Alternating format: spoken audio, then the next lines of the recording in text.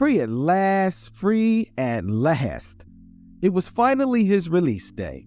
His ride would be here any minute now. The 74-year-old waited at the prison gate, but the next thing he knew, he was arrested again and sent back to jail. This is 2-Minute Black History, what you didn't learn in school.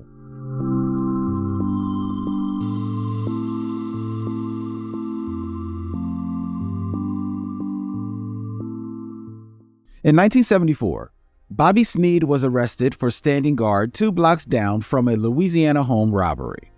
After nearly 50 years, it was finally time for the 74-year-old's release. That is, until he got arrested while waiting at the Angola prison gates to go home.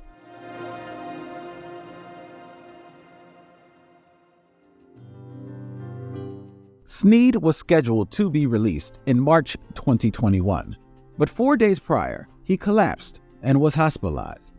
Even though they couldn't confirm he had used drugs, they revoked his parole. In November, they made the same accusation.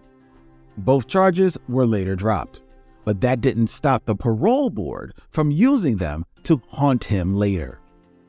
Even though Sneed was still incarcerated during these incidents, the board charged him with violating his parole before he even had the chance to be out on parole.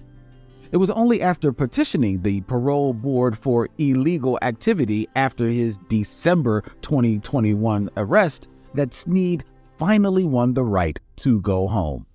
But here's another issue. Sneed had asked for drug treatment multiple times. It even costs less to pay for treatment than to lock him up away from his loved ones.